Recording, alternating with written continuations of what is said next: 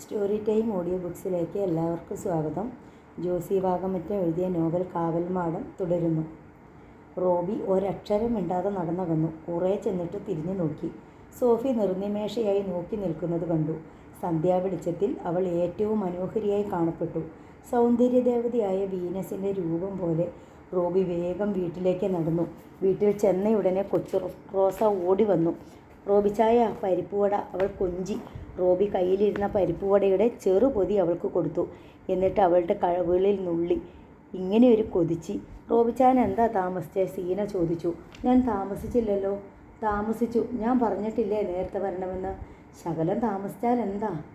റോബിച്ചായൻ റാണി സിറ്റിക്ക് പോയി കഴിഞ്ഞാൽ പിന്നെ ഇവിടെ ഇരിക്കുന്നവരുടെ ചങ്കിൽ തീയ. ആ റാഫേൽ മുതലാളിയുടെ വീടിൻ്റെ മുമ്പിൽ കൂടിയല്ലേ പോക്കും വരവും. എപ്പോഴാ വഴക്കുണ്ടാക്കുന്നതെന്ന് ആർക്കറിയാം? വഴക്കുണ്ടായ 2 തവണയും ഞാൻ തിരിച്ചു വന്നല്ലോ. വന്നു എന്ന് വെച്ച് എല്ലാ തവണയും തല്ലി നേടാൻ ഒക്കുമോ? റോബിച്ചായന് തൻ്റെ ഇടമാ. ഇത്രയും തൻ്റെ ഇടം കൊള്ളുകയില്ല. എടി മോളെ, എന്നെ അങ്ങനെ ഒരുത്തനും പെട്ടെന്ന് അടിച്ചിരുത്താനൊന്നും ഒക്കുകയില്ല. അത്ര അഹങ്കരിക്കല്ലേ റോബിച്ചായ. കല്ല് വെച്ച് മർമ്മത്തൊരേറ് കിട്ടിയാൽ മതി അവിടെ വീഴാൻ. അത്രയുള്ളൂ മനുഷ്യൻ്റെ കാര്യം. അതാ പുകില്. ഞാൻ ആരോടും വഴക്കിന് പോകുന്നില്ലല്ലോ. എന്നെ തല്ലാൻ വന്ന കയ്യും കെട്ടി കൊണ്ടുകൊണ്ട് പോരണോ? വേണ്ടടാ, തല്ലാനിരിക്കുന്നിടത്ത് നിന്ന് നിനക്ക് വഴിമാറി പോകരുതോ? തോമാച്ചൻ ഉപദേശിച്ചു. അങ്ങനെ എനിക്ക് പേടിച്ച് ജീവിക്കേണ്ട അപ്പച്ച. എടാ, കല്ലറക്കന്മാർ മഹാദുഷ്ടന്മാരാ. ഒളിച്ചിരുന്ന് ആക്രമിക്കും. പിറകിൽ കൂടി വന്ന് കുത്തും, അറിയാമോ? അതുകൊണ്ട് നീ രാത്രിയിൽ നടപ്പ് നിർത്തണം. എവിടെ പോയാലും സന്ധ്യ മയങ്ങും മുമ്പേ വീട്ടിലെത്തണം. ഇവിടെ ഉള്ളവർക്കും സമാധാനമാകും. റോബി മൂളി. അന്ന് റാഫേൽ മുതലാളി വെടിവെച്ചപ്പോൾ അവിടുത്തെ പെണ്ണുങ്ങൾ തോക്ക് തട്ടിയെടുത്തത് കൊണ്ടാണ് വെടികൊള്ളാത്തതെന്ന് പലരും പറഞ്ഞ് ഞാൻ കേട്ടു. ആ പെങ്കൊച്ചിനത് തോന്നിയില്ലേ? നിൻ്റെ അവസ്ഥ ഇന്ന് എന്താ? ഓർത്തു നോക്കിയിട്ടുണ്ടോ? ശരിയാണ്. ഓർക്കുമ്പോൾ ഒരു നടുക്കം. സോഫി തടഞ്ഞില്ലായിരുന്നെങ്കിൽ തൻ്റെ ശരീരം മണ്ണോട് മണ്ണടിഞ്ഞിരിക്കും. റോബി ഓർത്തു. ചേച്ചി, ഇന്നാ പരിപ്പുവട. കൊച്ചു റോസ സീനയ്ക്ക് പങ്കുകൊടുത്തു. തോമാച്ചന് ഒരെണ്ണം കിട്ടി, ഒരെണ്ണം റോബിക്കും. എന്ത് കിട്ടിയാലും മുഴുവനും തനിക്ക് വേണമെന്ന് പറഞ്ഞ് കൊച്ചു റോസ സ്വന്തമാക്കി വെക്കും. കൈവശം വെച്ച് കൊതി തീരുമ്പോൾ എല്ലാവർക്കും പങ്കിട്ട് കൊടുക്കുകയും ചെയ്യും. വാ, കുരിശ് വരയ്ക്കാം. തോമാച്ചൻ തടുക്കുവാൻ നിവർത്തി അതിന്മേലിരുന്നു. സീന നിരപ്പാൻ നിർത്തി. അതിന്മേൽ റോബിയും സീനയും കൊച്ചു റോസയും മുട്ടുകുത്തി നിന്നു. കൊച്ചു റോസ ആദ്യം കുരിശ് വരച്ചു. വിശുദ്ധ കുരിശിൻ്റെ അടയാളത്താലേ ഞങ്ങളുടെ ശത്രുക്കളിൽ നിന്ന് ഞങ്ങളെ രക്ഷിക്കാം. ഞങ്ങളുടെ തമ്പുരാനെ, പിതാവിൻ്റെയും പുത്രൻ്റെയും പരിശുദ്ധാത്മാവിൻ്റെയും നാമത്തിൽ ആമേൻ. പിന്നെ കുടുംബ പ്രാർത്ഥന ലുത്തിനിയ. ഒടുവിൽ എത്രയും ദയുള്ള മാതാവെ ചൊല്ലി കുരിശ് വരച്ചു. പ്രാർത്ഥന അവസാനിച്ചു. സീനയും കൊച്ചു റോസയും ചേർന്ന് 2 ഭക്തിഗാനങ്ങൾ ആലപിച്ചു. എന്തുകൊണ്ടോ റോബി ഇന്ന് പാടിയില്ല. അവൻ്റെ മനസ്സ് അസ്വസ്ഥമായിരുന്നു. അത്താഴം കഴിഞ്ഞുടൻ വിളക്കണച്ചവർ ഉറങ്ങാൻ കിടന്നു. 8:30 മണിയോടെ 5 ഘട്ടത്തിലെ എല്ലാ വീടുകളിലും വിളക്കണഞ്ഞു കഴിഞ്ഞു. 5 ഘട്ടം ഗ്രാമം നിദ്രയിലാണ്ടു. പകൽമാന്യന്മാർ രാത്രിഞ്ചരന്മാരായി. ഇണതേടുന്ന പാമ്പുകളെപ്പോലെ അവർ ഗ്രാമത്തിലെ ഇരുട്ടിലൂടെ നിശബ്ദം നടന്നു. ഇരുട്ടിൽ ജാരന്മാരുടെ ടോർച്ചുകൾ മിന്നുകയും മറയുകയും ചെയ്തു. മലമുകളിൽ നിന്നു തണുത്ത കിഴക്കൻ കാറ്റ് ആഞ്ഞു വീശി. മരച്ചില്ലകൾ ആടി ഉലഞ്ഞു. മലമുടികളിൽ മൂടൽമഞ്ഞിറങ്ങി. റോബിക്ക് മാത്രം ഉറങ്ങാൻ കഴിഞ്ഞില്ല. അവൻ ഓർക്കുകയായിരുന്നു. നിറതോക്കിന് മുമ്പിൽ നിന്ന് സോഫിയാണ് തന്നെ രക്ഷിച്ചത്. ഇന്നവൾ തൻ്റെ അടുത്തു വന്നു. ഇല്ലിപ്പാലത്തിൽ വെച്ച് ധിക്കാരം പറഞ്ഞതിന് തന്നോട് ക്ഷമ ചോദിച്ചു. ഒടുവിൽ തന്നെ സ്നേഹിക്കുന്നു എന്നും പറഞ്ഞു. ഒരുപാട് സ്നേഹിക്കുന്നത്രേ.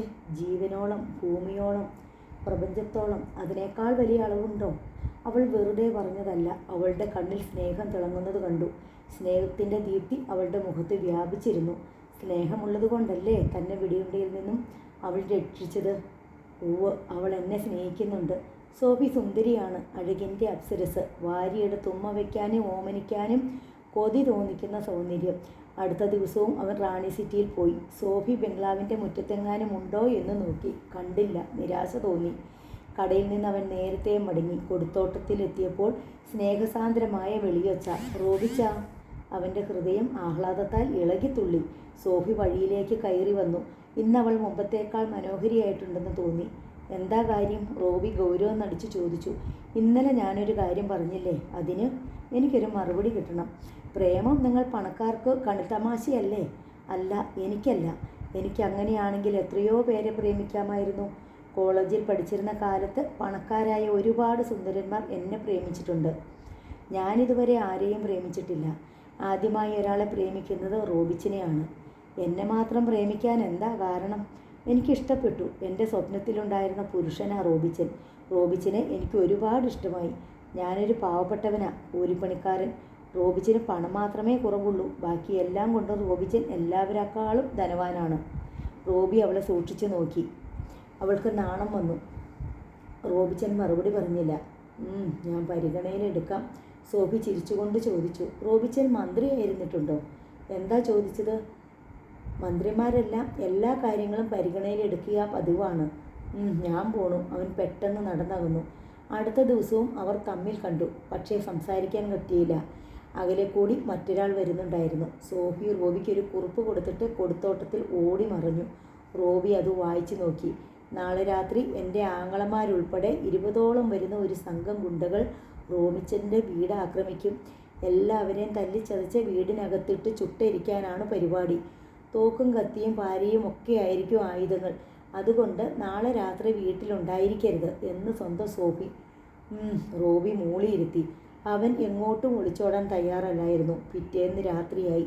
റോബിയും കുടുംബാംഗങ്ങളും കുരിശുവരെയും അത്താഴവും കഴിഞ്ഞ് വിളക്കണച്ചു കിടന്നു. രാത്രി 12 മണിയായി. പാതിരാക്കാറ്റാഞ്ഞു വീശി. പന്തവും കൊളുത്തി ആയുധങ്ങളുമായി 20 പേർ വരുന്ന ഗുണ്ടാസംഘം റോബിയുടെ വീടിനെ സമീപിച്ചു. പാതിരാത്രിയായെങ്കിലും റോബി ഉറങ്ങിയില്ല. റോബി മാത്രമല്ല, സീനയും കൊച്ചുറോസിയും തോമാച്ചനും ഭീതിയോടെ ഉണർന്നിരിക്കുകയാണ്. വിളക്കണച്ചെന്നു മാത്രം. ഇന്നെന്തോ അനിഷ്ട സംഭവം ഉണ്ടായേക്കുമെന്ന് അവർക്കറിയാം. റോബിച്ചനോട് ചോദിച്ചിട്ട് അവൻ തെളിച്ചൊന്നും പറഞ്ഞില്ല. ഇന്ന് റോബി പണിക്ക് പോയില്ലല്ലോ എന്ന് തോമാച്ചൻ ഓർത്തു. അവൻ മുറ്റത്തും വഴിയിലും എന്തൊക്കെയോ പണികൾ ചെയ്യുകയായിരുന്നു. ഇടയ്ക്ക് സീനയെ സഹായത്തിന് വിളിച്ചു. പിന്നെ അവൻ 5 മകലകലെയുള്ള വാരക്കാന സിറ്റിയിൽ പോയി എന്തൊക്കെയോ സാധനങ്ങൾ മേടിച്ചു കൊണ്ടുവന്നു. കാര്യം ചോദിച്ചപ്പോൾ അവൻ പറഞ്ഞു, ഇന്ന് രാത്രി ചിലപ്പോൾ ഗുണ്ടകൾ എന്നെ തല്ലാൻ വരും. ഒരു കരുതലിനാണ്. എന്നാൽ ഈ രാത്രിയിൽ കുഞ്ഞാപ്പൂവിൻ്റെ വീട്ടിലെങ്ങാൻ മാറി താമസിക്കാമെന്ന് പറഞ്ഞിട്ട് അവൻ സമ്മതിച്ചില്ല. നമ്മൾ ഇവിടുന്ന് മാറിയാൽ വീട് കത്തിച്ച് ചാമ്പലാക്കും. പിന്നെ നമ്മൾ എവിടെ താമസിക്കും? എല്ലാവർക്കും പേടിയാണ്. ഓരോ നിമിഷവും അത്യാഹിതം കാത്തു കിടക്കുകയാണ് 4 പേരും. അക്രമികൾ എപ്പോഴാണ് ചാടു വീഴുന്നതെന്ന് അറിഞ്ഞുകൂടാ. റോബി ഇഷ്ടികപ്പൊത്തിലൂടെ പുറത്തേക്ക് നോക്കിക്കിടന്നു. പെട്ടെന്ന് പറമ്പിൻ്റെ അങ്ങേയറ്റത്ത് തീവെട്ടികളുടെ വെളിച്ചം കണ്ടു. 1ഉം 2ഉമല്ല, അനേകം തീവെട്ടികൾ. ഒരു സംഘം ആളുകൾ. അവർ ഇങ്ങോട്ടാണ്. സീനെ, കൊച്ചുറോസെ, എഴുന്നേൽക്ക്, അവർ വരുന്നുണ്ട്, റോബി പറഞ്ഞു. സീനയും കൊച്ചുറോസയും വിറയ്ക്കാൻ തുടങ്ങി. റോബി ഒരു വെട്ടുകത്തി കയ്യിലെടുത്ത് പിടിച്ചു. സീനയുടെയും കൊച്ചുറോസയുടെയും കയ്യിൽ കറുക്കത്തികൾ കൊടുത്തു. ധൈര്യമായിരുന്നു, ഒന്നും പേടിക്കണ്ട. തോമാച്ചൻ പാക്ക് വെട്ടുന്ന മടക്കുപിച്ചാത്തി എടുത്ത് നിവർത്തി പിടിച്ചു.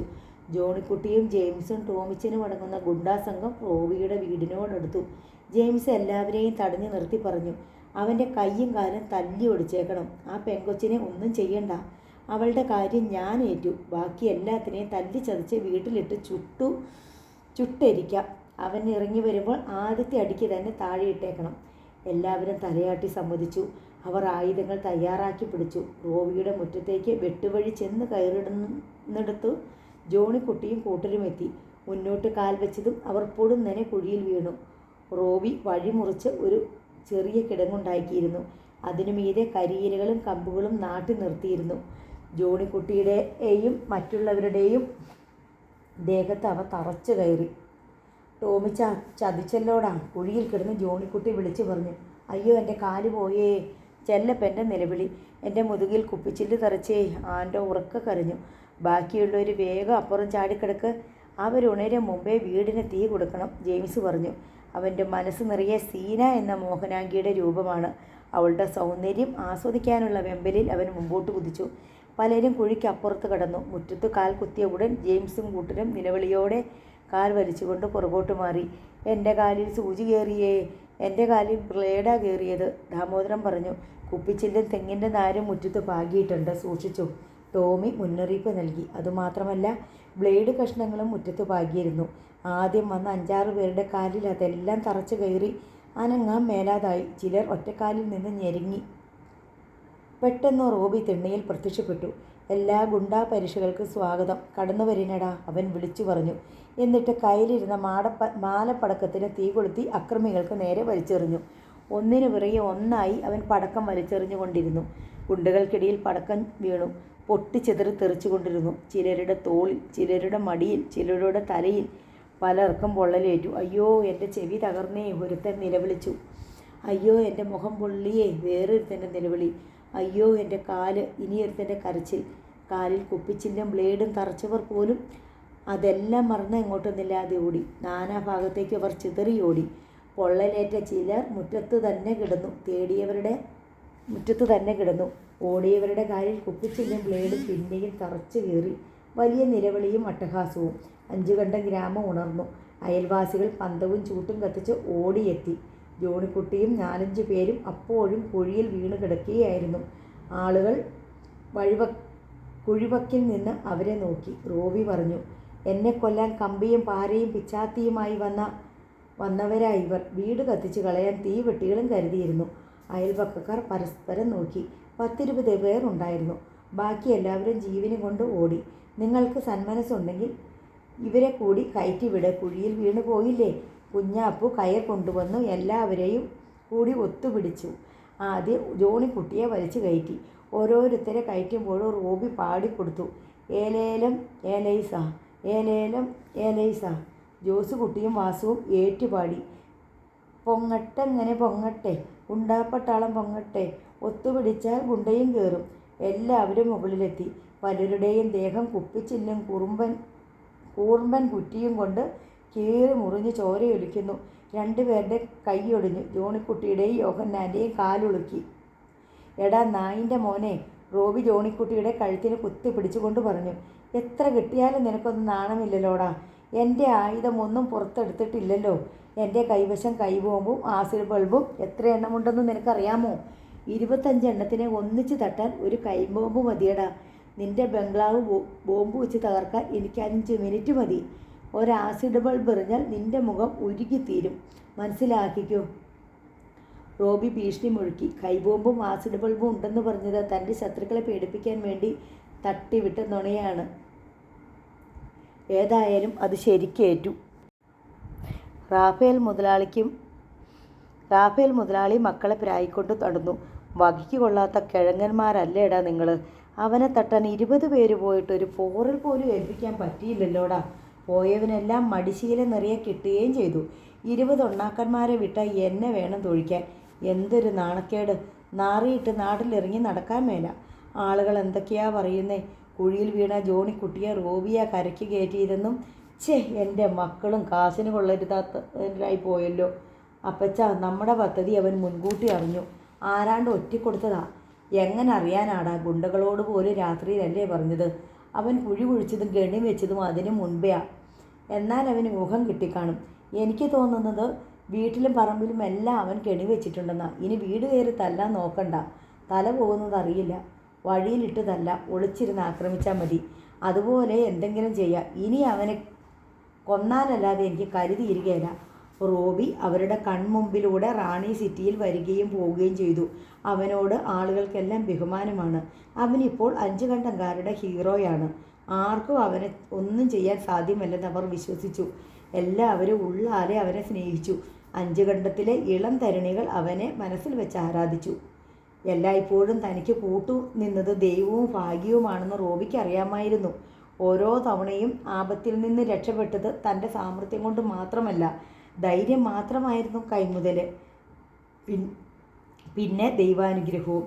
ഏറ്റവും ഒടുവിലത്തെ ആക്രമണത്തിൽ നിന്ന് രക്ഷപ്പെട്ടത് സോഫിയയുടെ സഹായം കൊണ്ടാണ്. അവൾ മുന്നറിയിപ്പ് തന്നില്ലായിരുന്നുവെങ്കിൽ ഗുണ്ടകളെല്ലാം കൂടി തന്നെയും വീട്ടിലുള്ളവരെയും കൊന്ന് വീട് ചുട്ടുകരിക്കുമായിരുന്നു. ആയുധധാരികളായ 20 പേരോട് ഒറ്റയ്ക്ക് നിന്ന് പൊരുതുക അസാധ്യം. ഏതായാലും അവൾ സ്നേഹമുള്ളവളാണ്. അപ്പനോടും ആങ്ങളമാരോടും ഉള്ളതിനേക്കാൾ സ്നേഹം അവൾക്ക് തന്നോടുണ്ട്. ഞായറാഴ്ച ഉച്ചതിരിഞ്ഞ നേരം റോബി റാണി സിറ്റിയിലേക്ക് പോവുകയായിരുന്നു. കുരുമുളക് തോട്ടത്തിലെത്തിയപ്പോൾ താഴെ നിന്ന് സോഫിയുടെ വിളി കേട്ടു.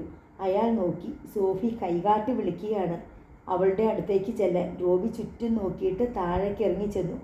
എന്തിനാ ഇങ്ങോട്ട് വിളിച്ചത്? അവൻ ചോദിച്ചു. വഴിയിൽ നിന്ന് സംസാരിച്ചാൽ ആരെങ്കിലും കണ്ടെങ്കിലോ? താഴെ കാനത്തിൽ ഒരരുവിയുണ്ട്. അതിൻ്റെ കരയിൽ പോയിരുന്ന് സംസാരിക്കാം. ആരും കാണുകയില്ല. റോബി സംശയിച്ചു നിന്നു. വരൂ നീ, ഞാനല്ലേ വിളിക്കുന്നേ. അവൻ്റെ കൈക്ക് പിടിച്ച് താഴേക്ക് കൂട്ടിക്കൊണ്ടുപോയി. അവർ അരുവിക്കരയിലെത്തി. പാറക്കെട്ടുകൾക്കിടയിൽ തലതല്ലി ഒഴുകുന്ന കൊച്ചരുവി. മുകളിൽ വള്ളിപ്പടർപ്പുകൾ കട്ടിയേറിയ പന്തലുണ്ടാക്കിയിരുന്നു.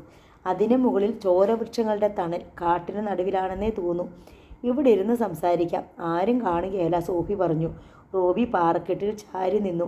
അവൻ്റെ അടുത്ത് സോഫി നിന്നു. അവൻ അവളെ സൂക്ഷിച്ചു നോക്കി.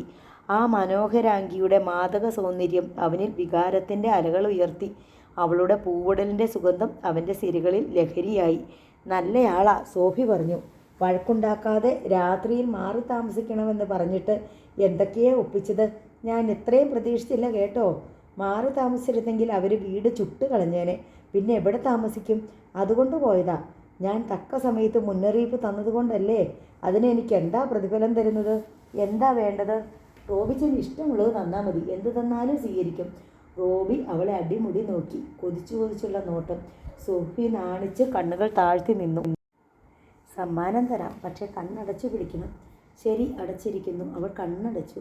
റോബി തലകുനിച്ച് അവളുടെ ചുവന്നു തുടുത്ത ചുണ്ടുകളിൽ അമർത്തി ചുംബിച്ചു. സോഫി കോരി തെരിച്ചുപോയി. റോബി അവളെ ആഞ്ഞു പുണർന്നു. അവളുടെ കണ്ണുകളിലും കവിളിലും ചുണ്ടിലും മാറി മാറി ചുംബിച്ചു. അവൾ പെട്ടെന്ന് വികാരവതിയായി. റോബിയുടെ തലച്ചോറിൽ ചോര പതഞ്ഞു. ഞരമ്പുകളിൽ വികാരത്തിൻ്റെ തീ ഒഴുകി. പക്ഷേ അവൻ സ്വയം നിയന്ത്രിച്ചു. തന്നെ കെട്ടിപ്പിടിച്ചു നിന്ന സോഫിയെ മെല്ലെ ദേഹത്തു നിന്നും അടർത്തി മാറ്റി. അവൻ്റെ ചുണ്ടുകളിൽ നിന്നും അവളുടെ മുഖം പിടിച്ചകറ്റി. സോഫി ആകെ ചുവന്നു തുടുത്തിരുന്നു. അവൾ വികാര വിജൃംഭിതയായിരുന്നു. ദേഹത്ത് തൊട്ടാൽ ചോര കിനിയുമെന്ന് തോന്നും. അവൾ വല്ലാതെ കിതച്ചു. എന്തൊരാവേശം! റോബി അവളെ കളിയാക്കി. എനിക്ക് മാത്രമല്ലല്ലോ, അവൾ നാണത്തോടെ പറഞ്ഞു. ഈ സൗന്ദര്യം കണ്ടാൽ ആർക്കാണ് ആവേശം തോന്നാത്തത്? വിശ്വാമിത്രം പോലും വീണുപോകും. കളിയാക്കണ്ട കേട്ടോ. കളിയാക്കിയതല്ല സോഫി, ഒരു സത്യം പറഞ്ഞതാണ്. നീ അതിസുന്ദരിയാണ്. ഇത്രയും മനോഹരിയായ ഒരു പെണ്ണിനെ ഞാൻ മറ്റൊരിടത്തും കണ്ടിട്ടില്ല. സിനിമാ നടികൾ പോലും നിന്റെ സൗന്ദര്യത്തിൻ്റെ മുന്നിൽ ഒന്നുമല്ല. സോഫി അഭിമാന പുളകിതയായി. സ്നേഹിക്കുന്ന പുരുഷൻ തൻ്റെ സൗന്ദര്യത്തെ വാഴ്ത്തുമ്പോൾ ഏത് കാമുകിയാണ് നിർവൃതി അടയാത്തത്? എന്നാൽ ഞാൻ സിനിമയിൽ ചേരട്ടെ? അവൾ കെഞ്ചി ചോദിച്ചു. വേണ്ട, സിനിമക്കാർ നിന്നെ കാണാഞ്ഞത് എൻ്റെ ഭാഗ്യം. കണ്ടാൽ കൊത്തിയെടുത്തോണ്ട് പോകും. പിന്നെ എനിക്കാണ് നഷ്ടം. എന്ത് നഷ്ടം? സോഫിയെ എനിക്ക് നഷ്ടപ്പെടില്ലേ? റോബിച്ചനെ ഉപേക്ഷിച്ച് ഞാൻ എങ്ങോട്ടും പോവില്ല. അതുപോരെ? അത് മതി. റോബിച്ചനില്ലാതെ ഒരു സ്ഥലത്ത് താമസിക്കുന്നതിനെക്കുറിച്ച് എനിക്ക് ചിന്തിക്കാൻ പോലും വയ്യ. അതെന്താ? എൻ്റെ റോബിച്ചനെ ഞാൻ അത്രയ്ക്ക് സ്നേഹിക്കുന്നു. സത്യം. എപ്പോഴും റോബിച്ചനെക്കുറിച്ചുള്ള ഓർമ്മയാണ് എനിക്ക്. അത് കാരണം ഊണും ഉറക്കവും പോലും വേണ്ടെന്നായി. അതൊരു മനോരോഗമാണ്. അതിനൊരു ഡോക്ടറെ കാണണം.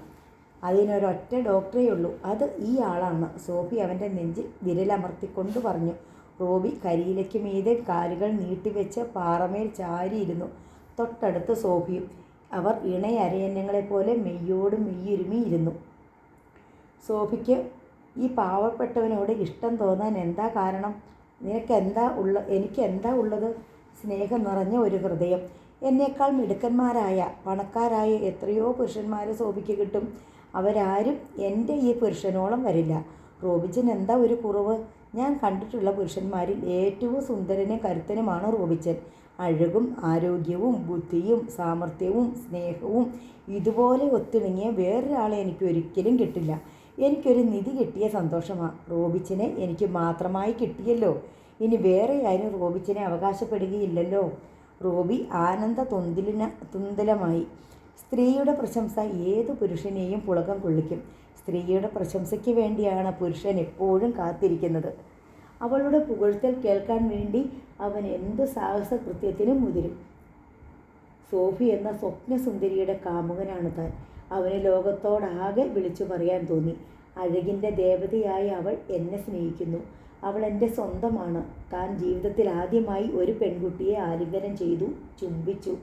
എനിക്ക് അവളെ എന്തും ചെയ്യാമായിരുന്നു.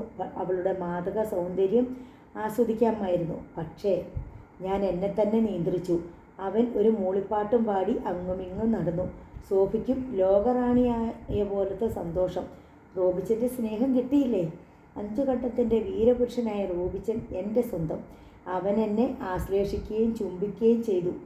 അവൻ്റെ ശരീരത്തിൽ ഞാൻ തലചായ്ച്ച് കിടന്നു. അവൻ ചുംബിച്ചുകൊണ്ടിരുന്നപ്പോൾ വികാരത്തിന് തീ പിടിച്ചിരുന്നു.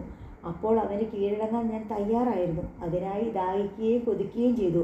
പക്ഷേ അവൻ സ്വയം നിയന്ത്രിച്ചു. സാരമില്ല, ഞങ്ങളുടെ വികാരങ്ങൾ ഒന്നു ചേർന്നലിയുന്ന ഒരു ദിവസം വരും.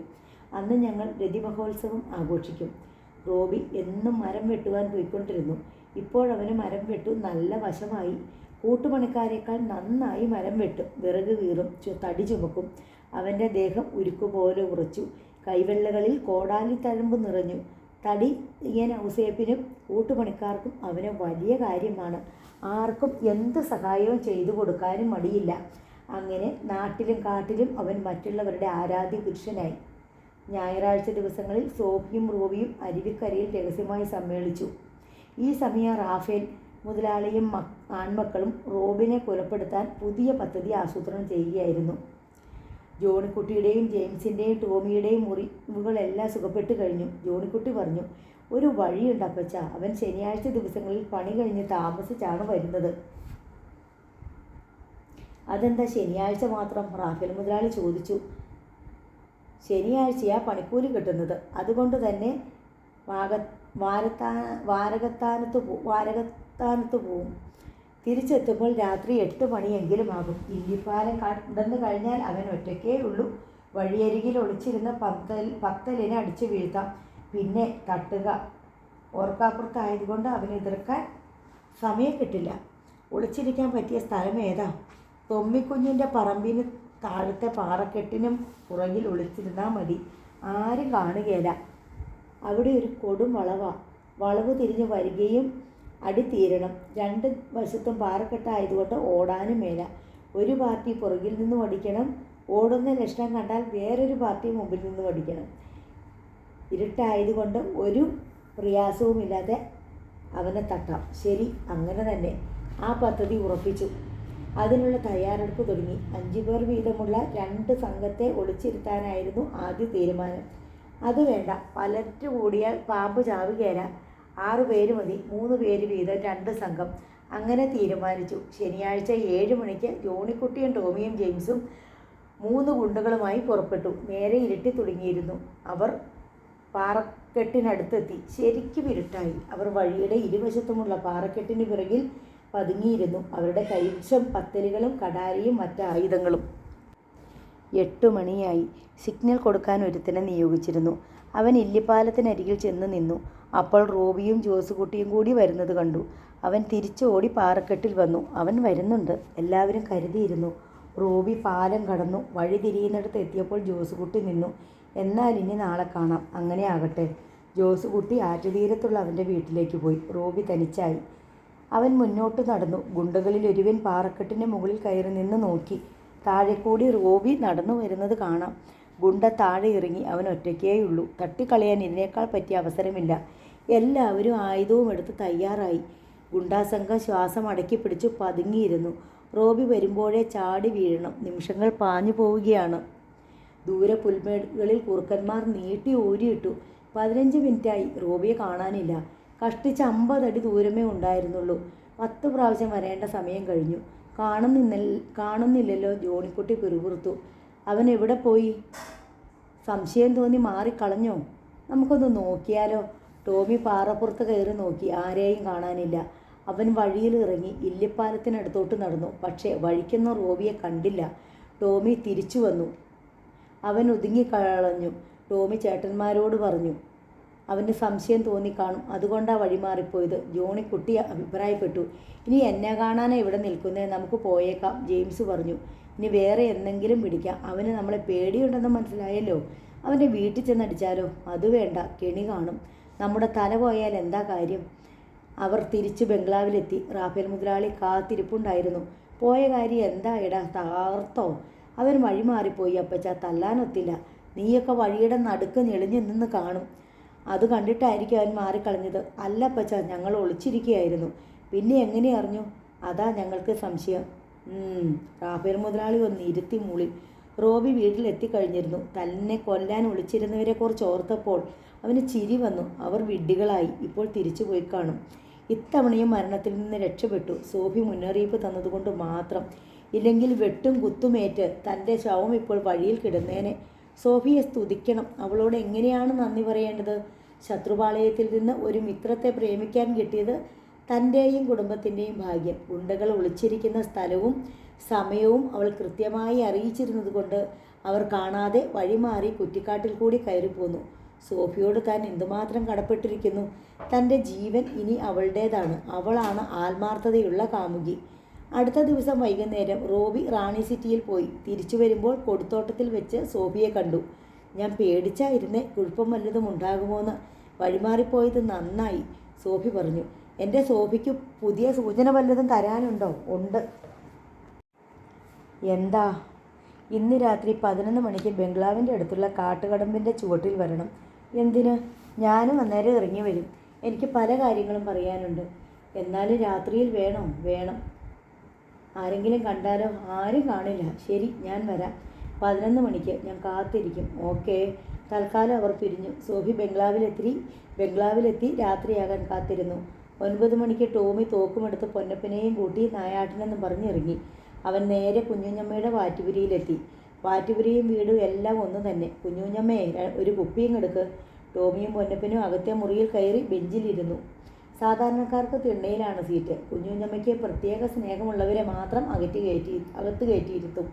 കുഞ്ഞുഞ്ഞമ്മ കുപ്പിയും ഗ്ലാസും വെള്ളവും കൊണ്ടുവന്നു. ഉഗ്രനാണോ? പിന്നെ അല്ലേ കൊച്ചുമുതലാളി. വിഷമല്ലല്ലോ. ഇത് സ്പെഷ്യലാ. ഒരു മായവും ചേർത്തിട്ടില്ല. നല്ല ഒന്നാന്തര ശർക്കരയും മുന്തിരിയും ഇട്ട് വാറ്റിയത്.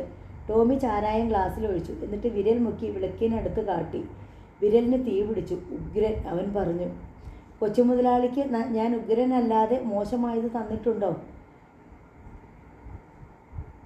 ടോമിയും പൊന്നപ്പനും ഇരുന്ന് മദ്യപിച്ചു. കുഞ്ഞുഞ്ഞമ്മ ടോമിയുടെ അടുത്ത് ചെന്ന് കൊഞ്ചു കുഴഞ്ഞു. കൊച്ചുമുതലാളിമാരെ ഇപ്പോൾ ഈ വഴിക്കൊന്നും കാണാറില്ലല്ലോ. എന്നെ തഴഞ്ഞോ? അതുകൊണ്ടല്ല കുഞ്ഞുഞ്ഞമ്മേ, എനിക്ക് സമയം കിട്ടണ്ടേ. എനിക്കറിയാം, എനിക്ക് പ്രായമായി വരികയല്ലേ, എന്നെ മടുത്ത് കാണും. ഞങ്ങളെയൊക്കെ ഹരിശ്രീ പഠിപ്പിച്ച കുഞ്ഞുഞ്ഞമ്മയെ എങ്ങനെ മറക്കും? സ്നേഹം കൊണ്ടല്ലേ പിന്നെ വന്നത്. ജോണിക്കുട്ടിയെയും ജെയിംസിനെയും ഈ വഴിക്ക് കണ്ടിട്ട് മാസങ്ങളായി. നല്ല ഒന്നാന്തരം പെൺകൊച്ചുങ്ങൾ ഏലക്കാട്ടിൽ പണിക്ക് വരുന്നുണ്ടല്ലോ. പിന്നെ എന്തിനാ എന്നെയല്ലേ? ഇന്നാ കുഞ്ഞുഞ്ഞമ്മേ, ഒരു ഗ്ലാസ് കുടിച്ചോ, വിഷമം തീരട്ടെ. ടോമി ഒരു ഗ്ലാസ് വെച്ച് നീട്ടി. കുഞ്ഞുഞ്ഞമ്മ സന്തോഷത്തോടെ അത് വാങ്ങിക്കൊടിച്ചു. ഒരു കുപ്പിയും കൂടെ കൊണ്ടുപോവാ, ടോമി കൽപ്പിച്ചു. കുപ്പിയെത്തി. വീണ്ടും കുടി തുടർന്നു. ഇടയ്ക്കിടെ കുഞ്ഞുഞ്ഞമ്മയ്ക്കും കൊടുത്തു. അവർ നല്ല ലഹരിയിലായി. കുഞ്ഞുഞ്ഞമ്മയുടെ ഭർത്താവ് 10 കൊല്ലം മുമ്പ് പാമ്പുകടിയേറ്റ് മരിച്ചു. അതോടെ അവളുടെ ജീവിതമാർഗം അടഞ്ഞു. അവൾ കാണാൻ സുന്ദരിയായിരുന്നു. പലരും അവളെ കുതിച്ചിട്ടുണ്ട്. റാഫേൽ മുതലാളിക്ക് അവളുടെ മേൽ കണ്ണുണ്ടായിരുന്നു. തൻ്റെ ഇംഗിതത്തിന് വഴങ്ങാമെങ്കിൽ ഇഷ്ടം പോലെ പണവും തൻ്റെ തോട്ടത്തിൽ സ്ഥിരം പണിയും മുതലാളി വാഗ്ദാനം ചെയ്തു. പട്ടിണി കൂടാതെ ജീവിക്കണം. ഒരു മകളുണ്ട്, സലോമി. അതിനെ വളർത്തണം. ഒടുവിൽ അവൾ ഗത്യന്തരമില്ലാതെ റാഫേൽ മുതലാളിയുടെ പ്രലോഭനത്തിന് വഴങ്ങി. ഒടുവിൽ മുതലാളി അവളെ തഴഞ്ഞപ്പോൾ മക്കൾ രംഗപ്രവേശം ചെയ്തു. രതിയുടെ ആദ്യ പാഠങ്ങൾ അവരെ പഠിപ്പിച്ചത് കുഞ്ഞുഞ്ഞമ്മയാണ്. അങ്ങനെ കുഞ്ഞുഞ്ഞമ്മ കെട്ടുപോയി. പാപത്തിൽ നിന്ന് പിന്തിരിയാൻ അവൾക്ക് സാധിച്ചില്ല. വ്യഭിചാരം ഒരു ജീവിത മാർഗമായി. പലർക്കും അവൾ തൻ്റെ ശരീരം വിറ്റു. 5 കണ്ടം ഗ്രാമത്തിലെ പകൽമാന്യന്മാർ പലരും അവളുടെ രഹസ്യ പറ്റുപിടിക്കാരാണ്. സലോമി വളർന്നു. അവൾക്കിപ്പോൾ 15 വയസ്സായി. മകൾക്കെങ്കിലും തൻ്റെ ഗതി വരരുത്. അതാണ് കുഞ്ഞുഞ്ഞമ്മയുടെ ആഗ്രഹം. അവളെ എവിടെയെങ്കിലും കൊള്ളാവുന്നിടത്ത് കെട്ടിച്ചു വിടണം. അതാണ് ജീവിത ലക്ഷ്യം. അതിനാണ് ശരീരം വിറ്റും ചാരായം മാറ്റിയും മറ്റും പണമുണ്ടാക്കുന്നത്. സലോമിയെ അവൾ ഒരു പോർലുമേലും ഏൽക്കാതെ നിധി പോലെ സൂക്ഷിച്ചാണ് വളർത്തുന്നത്. കറിയൊന്നുമില്ലേ കുഞ്ഞുഞ്ഞമ്മേ? പൊന്നപ്പൻ ചോദിച്ചു. മോളെ, ശകലം മീൻകൂട്ടാനിങ് എടുത്തുകൊണ്ട് വാ, കുഞ്ഞുഞ്ഞമ്മ വിളിച്ചു പറഞ്ഞു. അവൾക്ക് ലഹരി കയറി തുടങ്ങിയിരുന്നു. ടോമിയും പൊന്നപ്പനും ശരിക്കും പൂസായി കഴിഞ്ഞിരുന്നു. സലോമി 2 സോസറിൽ മീൻകറി കൊണ്ടുവന്ന് വെച്ചു. മത്തിക്കറിയാ, വിൽക്കാൻ വേണ്ടിയല്ല, എനിക്കും മോൾക്കും ചോറിന് കൂട്ടാൻ വേണ്ടി വെച്ചതാ. കൊച്ചുമുതലാളിക്കായതുകൊണ്ടാണ് തരുന്നേ. ടോമി സലോമിയെ അടിമുടി നോക്കുകയായിരുന്നു. മുമ്പ് ഇത്തിരിയോളം വന്ന പീക്കിരി പെണ്ണ് വളർന്നിരിക്കുന്നു. വെളുത്തു തുടുത്ത മുഖം, കറുത്ത കണ്ണുകൾ, തേനൂറുന്ന അതിരം, കടഞ്ഞെടുത്ത പോലെ അവയവ പുഷ്ടിയുള്ള ശരീരം, പാവാടക്കാരി, കിളുന്നു പെണ്ണ്, ഒരു ഉമ്മ കൊടുക്കാൻ തോന്നുന്ന ഓമനത്വം. കുഞ്ഞുഞ്ഞമ്മയുടെ മോളങ്ങ് വളർന്നല്ലോ, ടോമി ചോദിച്ചു. അവളെ എവിടെയെങ്കിലും കെട്ടിച്ചു വിടണം. അതിനല്ലേ ഞാനീ പാടുപെടുന്നത്, കുഞ്ഞുഞ്ഞമ്മ പറഞ്ഞു. നല്ല കാര്യം, ടോമി പറഞ്ഞു. ഒപ്പം മനസ്സിൽ കരുതി ഈ ഇളം പെൺകിടാവിൻ്റെ സൗന്ദര്യം ഒന്ന് ആസ്വദിക്കണം. പറ്റിയാൽ ഇന്ന് തന്നെ. ടോമി കുഞ്ഞുഞ്ഞമ്മയ്ക്ക് വീണ്ടും മദ്യം ഒഴിച്ചു കൊടുത്തു. അവൾ അത് മോന്തി. രാത്രി കനത്തു. പുൽമേടുകളിൽ തീ പടർന്നു. മരക്കൊമ്പിൽ തരച്ചീറുകൾ ചിറകടിച്ചു. ടോമി എഴുന്നേറ്റു. മോളിങ് വന്നേ. അവൻ സലോമിയെ കയറി പിടിച്ചു. അമ്മേ. സലോമി കരഞ്ഞു. കുഞ്ഞുഞ്ഞമ്മ പെട്ടെന്ന് ടോമിയുടെ നേർക്ക് കൈകൂപ്പി. എൻ്റെ മോളെ ഉപദ്രവിക്കല്ലേ കൊച്ചുമുതലാളി. ഞാൻ ഉപദ്രവിക്കില്ല, കുഞ്ഞുഞ്ഞമ്മ പേടിക്കേണ്ട. അവളെ നശിപ്പിക്കല്ലേ. കുഞ്ഞുഞ്ഞമ്മ കെഞ്ചി കരഞ്ഞു. ഇല്ലെന്ന്. കുഞ്ഞുഞ്ഞമ്മയ്ക്ക് എത്ര രൂപ വേണം? 1000 രൂപ തരാം. പോരെ? എനിക്ക് രൂപ വേണ്ട, എൻ്റെ മോളെ വിട്ടു തന്നാൽ മതി. 5000 രൂപ തരാം. എനിക്കൊന്നും വേണ്ട. സാരമില്ല കുഞ്ഞുഞ്ഞമ്മ, ഇതൊന്നും ആരും അറിയുകയില്ല. എൻ്റെ മോളെ ഞാൻ പൊന്നുപോലെ നോക്കി വളർത്തിയതാ. കന്യകയായിട്ട് എനിക്ക് അവളെ ഒരുത്തനെ ഏൽപ്പിക്കണം. നീ വേശിയല്ലേടി? നിൻ്റെ മകൾ കന്യകയാണെന്ന് പറഞ്ഞാൽ ആര് വിശ്വസിക്കും? അതൊക്കെ വിശ്വസിക്കും. എന്നാൽ കന്യകാത്വം നഷ്ടപ്പെട്ടാലും സാരമില്ല, പറഞ്ഞ് വിശ്വസിപ്പിച്ചാൽ മതി. കൊച്ചുമുതലാളി, അവളെ തൊടരുത്. കുഞ്ഞുഞ്ഞമ്മ ചീറി. ആഹാ, അത്രയ്ക്കായോ? പൊന്നപ്പ, നീ അവളെ നോക്കിക്കോ. ടോമി സലോമിയെ വാരിയെടുത്തുകൊണ്ട് മുറിയിലേക്ക് കയറി. നോവൽ നാളെ വീണ്ടും തുടരും.